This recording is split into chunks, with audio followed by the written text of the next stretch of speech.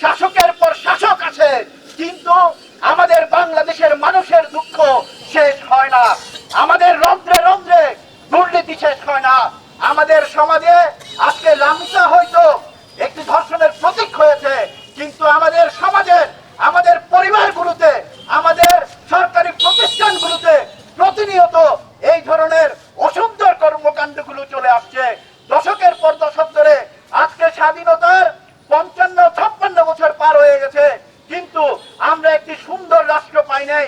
আমরা আমাদের শিশুদের জন্য একটি সুন্দর রাষ্ট্র দিতে পারি নাই। এটি আমাদের ব্যর্থতা। আমাদেরকে মুক্তিযুদ্ধের চেতনা বলে নানান ধরনের কর্মকাণ্ড হয়েছে, জুলাইয়ের চেতনা বলে নানান ধরনের কর্মকাণ্ড হয়েছে, এবং আমাদেরকে দাস বানিয়ে রাখা হয়েছে। কখনো ভারতের দাস, কখনো আমেরিকার দাস। এককভাবে শুধুমাত্র রামিসা দর্শনের বিচারের জন্য আমরা এখানে দাঁড়াই নাই।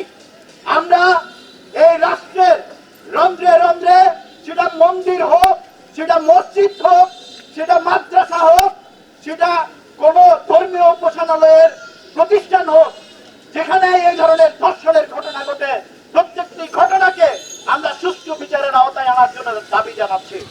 এবং সেই সাথে আমার পূর্ববর্তী বক্তা খুব স্পষ্টভাবে বলেছেন, 450-এরও অধিক শিশু আজকে হামে আক্রান্ত হয়ে মারা যাচ্ছে।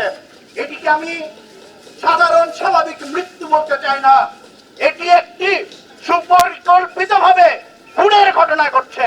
আমরা একটি সুন্দর রাষ্ট্র চাই, যে রাষ্ট্র হবে আমাদের শিশুদের জন্য অত্যন্ত সুন্দর, এবং সেই যে এই যে এখন গ্রীষ্মকালে যেভাবে সুন্দর করে জারুল ফুটে, কৃষ্ণচূড়া ফুটে, ঠিক সেভাবে আমাদের শিশুরাও কৃষ্ণচূড়া জারুলের মতো সুন্দর করে বাঁচবে এই রাষ্ট্রে।